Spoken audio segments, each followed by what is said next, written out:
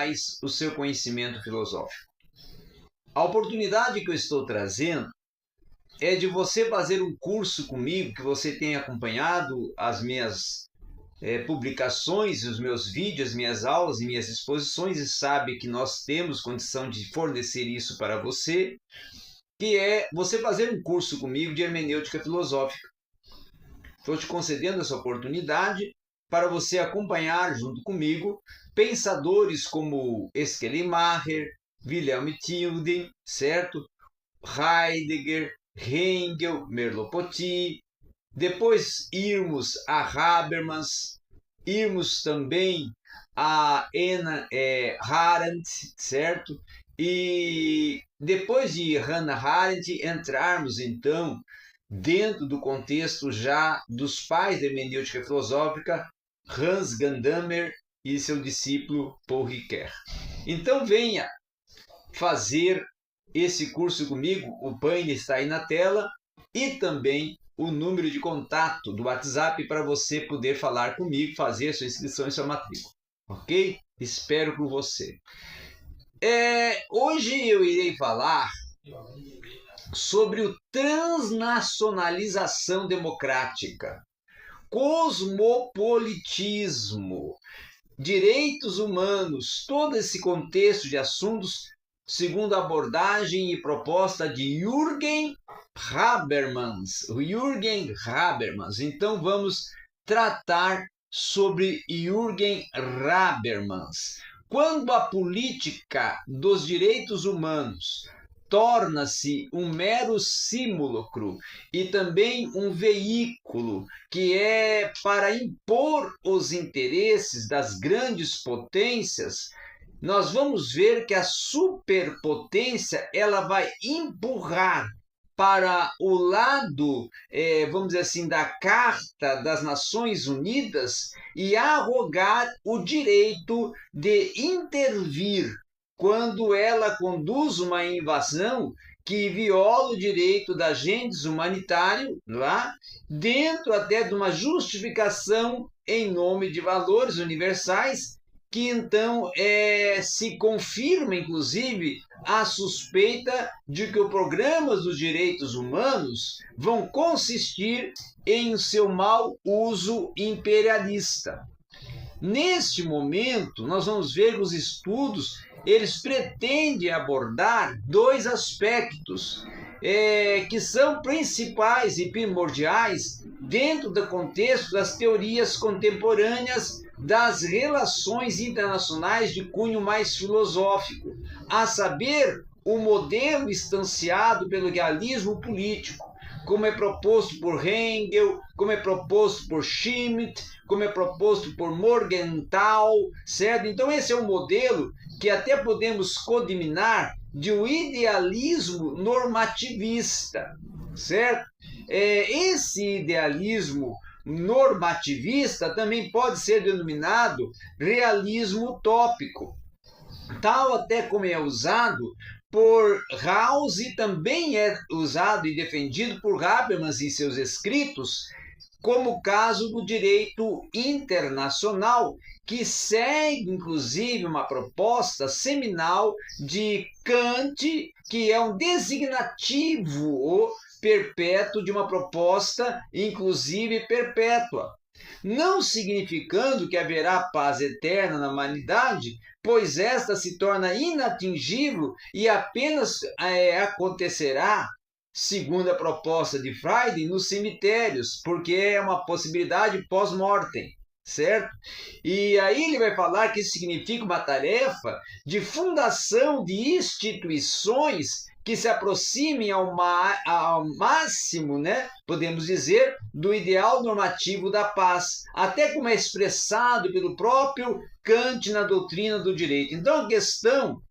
não é se a paz perpétua é uma coisa ou uma quimera, mas temos de agir como se a coisa fosse, mesmo que talvez não seja, e agir no sentido até de uma fundação da paz perpétua e daquela Constituição que nos parece até mais apropriada, certo, para tanto o republicanismo de todos os estados, ele sem exceção para instituí-la e por fim até a um funesto vir a guerrear. Então não é à toa que a sua propositura do direito internacional, instanciado a partir de um Fidus Pacificum, é também uma proposta de um direito cosmopolita com vista, inclusive, a um republicacionismo mundial e um estabelecimento global da justiça. Um projeto de paz, inclusive, vai constituir um ipso facto que todo o fim terminal da doutrina do direito ele vai ter que possibilitar dentro dos limites ou transitar até dentro dos limites da simples razão, pois somente o estado da paz é o estado de um assegurar das leis, segundo a proposta defendida por Immanuel Kant. Então isso vai Habermas dizer que torna a paz perpétua o mais elevado bem político. E nessa direção é que Habermas vai dizer também que vai surgir o realismo utópico, uma utopia no sentido das ideias prima facie, que são inalcançáveis, irrealista no sentido até de propõe horizontes normativos até dentro de um alcance das instituições democráticas. Então, Habermas trabalha com uma articulação de uma democracia transnacional e cosmopolita, tá? Dos direitos humanos, mediante até uma articulação de pressupostos, de uma cooperação,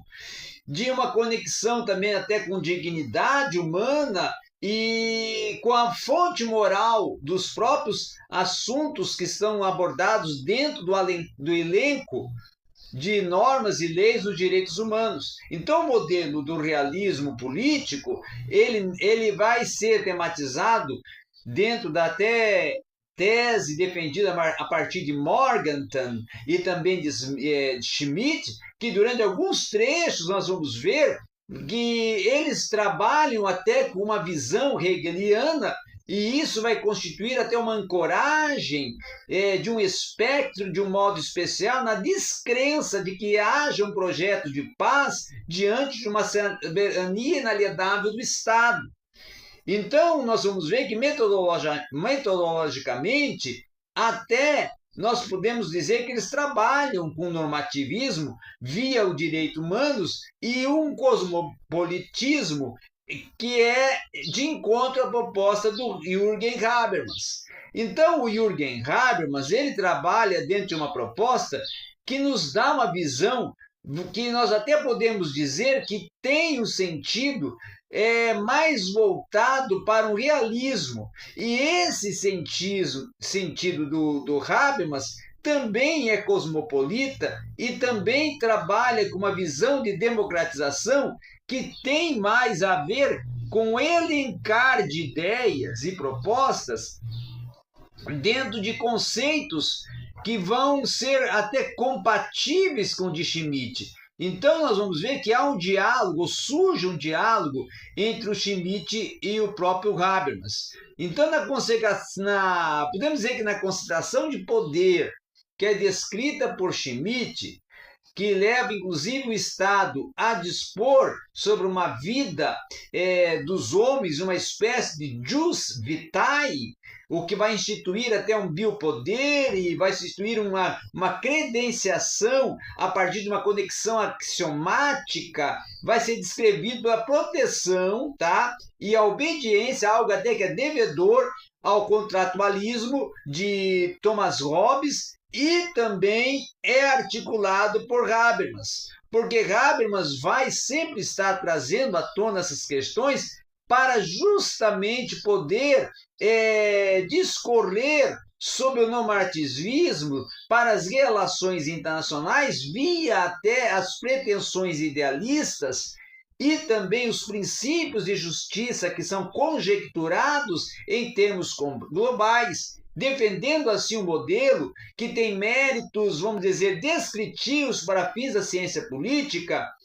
que todavia se torna perigoso até para a ordem mundial pensada, de uma forma idealística, propensa a buscar a paz, a tolerância, a instaurar a justiça cosmopolita e também aprender polarizações e restringir as relações entre nações ao poder e também um espectro de um status quo de superpotências. Então, com isso, nós precisamos de um modelo que pense nas relações internacionais em um nível até normativo idealista sobre uma pretensão de um cosmopolitismo, tá? E aí é que nós vamos ver também que nessa proposta de Habermas, até sob a inspiração de A Paz Perpétua em Kant, é que ele vai trabalhar e vai pensar no direito cosmopolita a partir de uma visão de uma paz perpétua em termos de justiça global. E aí a sua tese de um direito cosmopolita deve ser limitada às condições da hospitalidade universal, que vai versar, certo, sobre o direito do estrangeiro não ser hostilizado, desde que esse não seja hostil para o povo a qual ele está visitando. Então, assim, há uma reciprocidade e se trata de um direito de visita que não deve ser confundido com o direito de conquista, e o mesmo tem que ser desenvolvido dentro de uma exploração dos nativos, e Kant se torna assim um crítico veemente das diretas e das veementes potências colonialistas de seu tempo, que vão tornar o direito, nesse aspecto de visita, como um direito de conquista e acabar por violentar e oprimir os habitantes autóctonos. Nós vamos ver também que o Habermas vai dizer que é precioso propor e intuir de uma forma em que o direito cosmopolita ele venha a ser visível e venha a ser contingente e venha a trabalhar com uma inclusão do outro. O direito cosmopolita, segundo Habermas, tem de ser institucionalizado de tal modo que vincule os governos em particular. Então, essa comunidade de povos tenha menos de poder, vamos dizer, garantir um comportamento juridicamente adequado por parte de seus membros, sob pena até de sanções, na visão de Habermas. E aí Habermas entende que esta operacionalização da justiça não deve ficar restrita a níveis domésticos do Estado Nacional,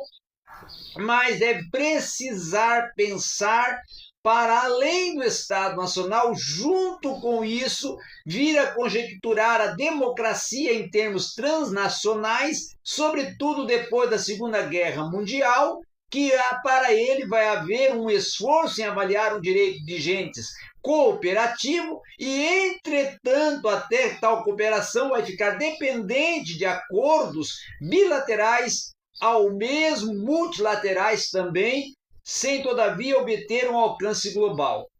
Então, a própria Organização das Nações Unidas se interpõe como mediadora, contudo, vai arbitrar, certo? De um modo fraco, através das resoluções, que não vão obrigar de uma forma concreta as nações, e especialmente as potências mais poderosas, a agir de uma forma justa. Daí as guerras se tornarem incessantes, os problemas climáticos e outros tantos sem solução, e surgir uma espécie de vínculo normativo nessas relações internacionais em um sentido global. O que, em termos kantianos, até podemos dizer que os Estados Unidos estariam, junto com os Estados, trabalhando numa natureza de uma jurisdição, de uma validade normativa universal para conceder uma paz e uma unidade entre as nações. Então, Habermas vai entender que os grupos, por exemplo, do G7, tá? Antigo G8, certo? Eles, e também mais tarde o próprio G20, já constituem bases seminais para uma ulterior constitucionalização do direito das gentes, dos povos, sobretudo se pensam o grupo para além do modelo clássico da soberania nacional e do interesse particular de um ou outro Estado-membro. E a própria União Europeia parece, assim, instanciar de um modo exitoso, mesmo que até minimamente, um direito supranacional, tá? Sob uma base normativa comum de entendimento entre os Estados participantes, sem o rechaço dos tribunais constitucionais nacionais. Então, isso é um problema que vai ser tratado e discutido a partir da visão de Habermas, e a grande questão para Habermas aí é que tais grupos são operacionalizados de um modo fechado, sem a participação democrática dos cidadãos e conduzidos de uma forma frequente sob uma ótica meramente economicista e imperialista da manutenção global do poder.